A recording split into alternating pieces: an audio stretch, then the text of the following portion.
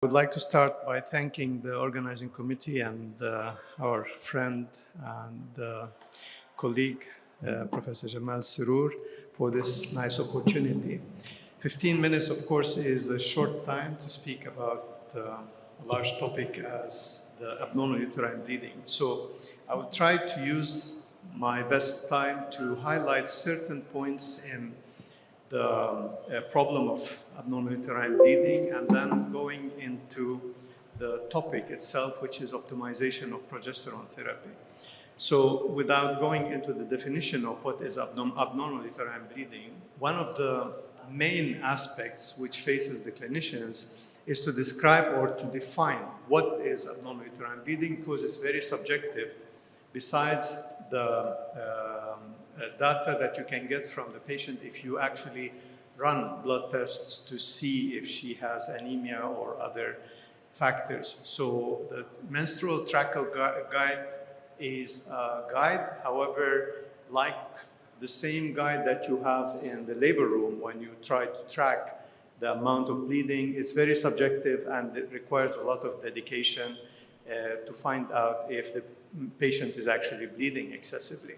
We know what is the definition of abnormal uterine bleeding, and we know also the Palm-Cohen classification. However, I would like to just highlight the connection that I find very essential and crucial between the Palm and the Cohen, which is between adenomyosis and coagulopathy. And this is something, especially in the late reproductive age, that we miss when we identify the reason for abnormal uterine bleeding, and which can lead to unnecessary hysterectomies. The prevalence is up to 30%, so it does represent a socioeconomic problem, and we can divide subtypes of abnormal uterine bleeding to heavy menstrual bleeding, irregular menstrual bleeding, and dysfunctional uterine bleeding. And the approach to these is completely different. Now, why am I putting these definitions, the anovulation, and then the causes of heavy menstrual bleeding? Because my topic of optimization will land on the most potent drugs that we actually use in the market nowadays. So again, going back to adenomyosis, which is a very prevalent type or cause for abnormal uterine bleeding, and which is a vicious cycle, which if not interrupted, usually we miss the chance of treating the patient medically conservatively without going into surgery. Of course, there are the fibroids, which we know the classification, especially the ESCA classification of type 0, 1, and 2, which are for the submucous fibroids, which cause the heavy menstrual bleeding.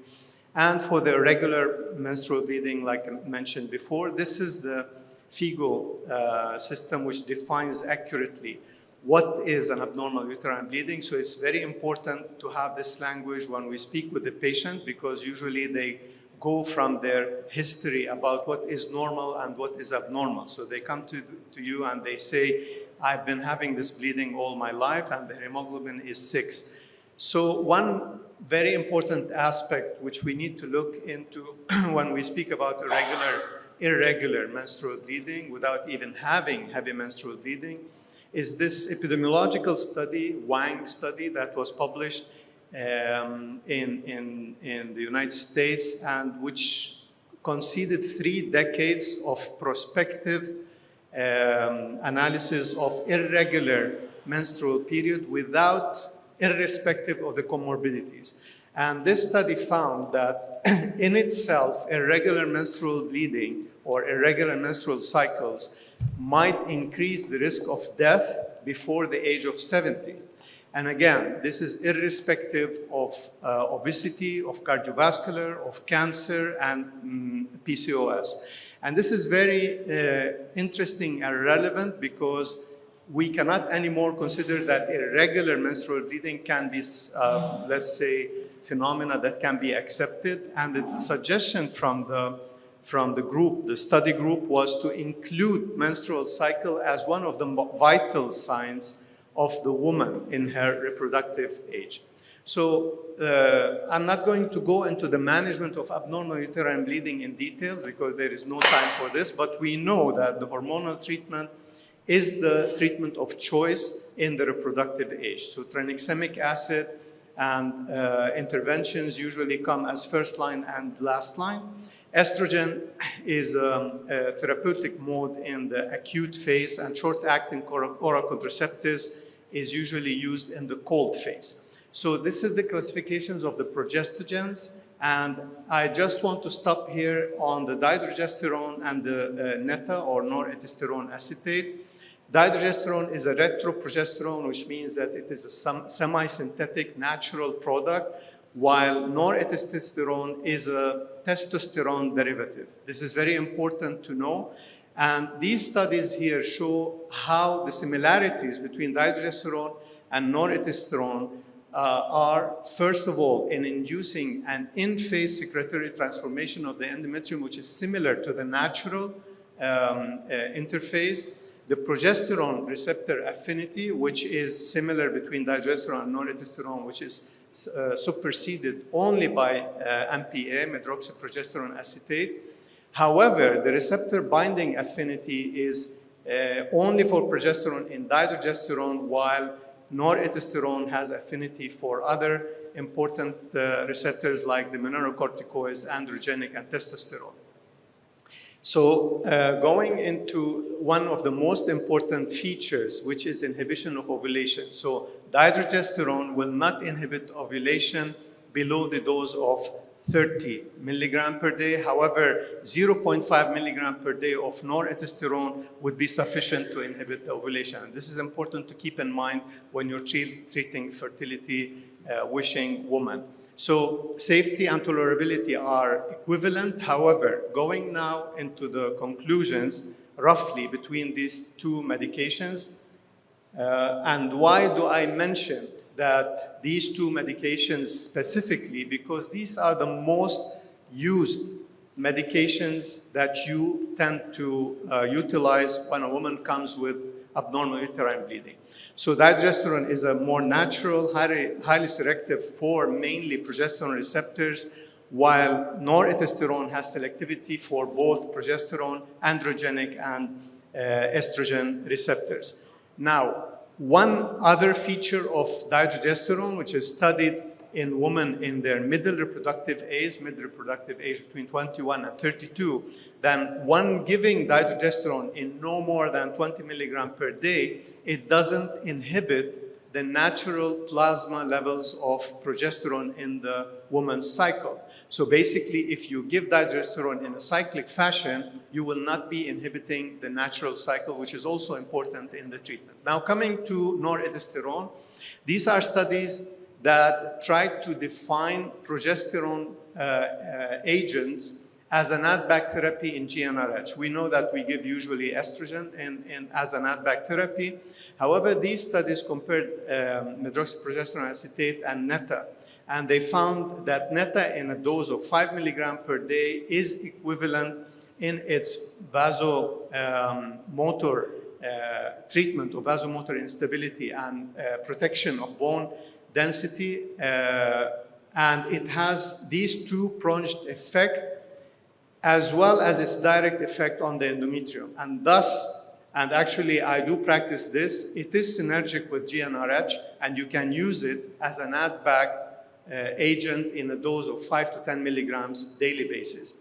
This is a study that was comparing drospirenone. Now we come to the other edge of the effects of noretestosterone, and it's comparing it with drospirenone, which is another progesterone factor. And this study found that both of these progesterones has an effect on the breast density.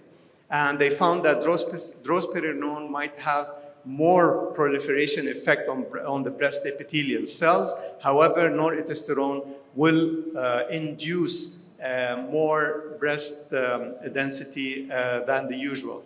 This is the Finnish study, and it is important because in Scandinavian countries, they don't have noretestosterone. So they usually, they don't have dihydrogesterone. So they usually use noretestosterone.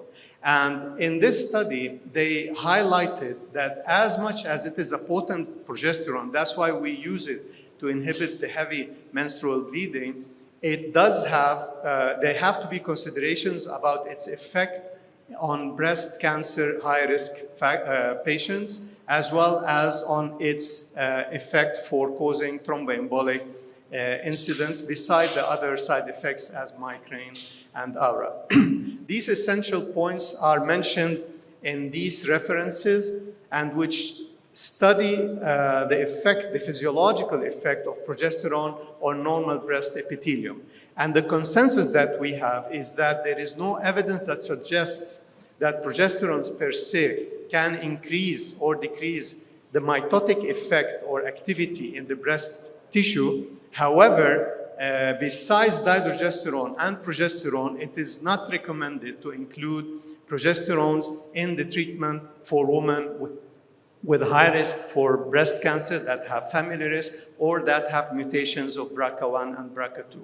So NETA disadvantages is, first of all, that it does suppress ovulation. So when you give it, you can give it on a short interval to stop ovulation, but at the same time to cause an atrophic effect on the endometrium. It has a central suppression effect on the gonadotropins, not a peripheral one.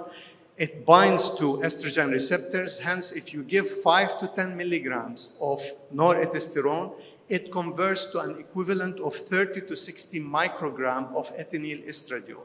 And this is important to keep in mind because you're almost as giving ethinyl estradiol to your patients at high doses. It is proven to cause more risk for thromboembolic incidents. And of course, the androgenic effect besides the increase in breast density and proliferation that I mentioned in the previous studies. So the take-home message is that, first of all, abnormal uterine bleeding is a socioeconomic problem that affects almost 30% of the reproductive age population. Wang recent study, epidemiological study, is adding the menstrual cycle as a vital sign of the reproductive age and linking the irregular menstrual cycle with an increased risk of premature death before 70 years. Of course, as mentioned, if we do not treat AUB or abnormal or heavy menstrual bleeding in time, this will cause an increase of 30% of unnecessary hysterectomies. So the dydrogesterone and NETA are both effective and potent drugs if used in the proper dose and in the proper time. However, norepinephrine acts as an inhibitor for the ovulation and does inhibit the endogenous plasma level of progesterone. Again, it's a testosterone derivative and thus can be used as an add-back therapy in HRT. The long-term effect and the high dose of NETA should be considered for patients who have high risk for thromboembolic disease, as well for patients with high risk of breast cancer or have metaplasia, BRADS 3 or BRADS 4, and consequently leading to atypical changes. Dydrogesterone is suitable in doses not to inhibit ovulation and to maintain a physiological cycle pattern. So my message here is that both drugs are equally potent. You need to know when to use them to break the vicious cycle, to whom you're going to use that, with the wish of maintaining a cycle, a regular cycle, as well as keeping the ovulation probably in a kind of reach out from inhibiting to, for example, spontaneous fertility or even IVF. And I thank you for the opportunity to speak.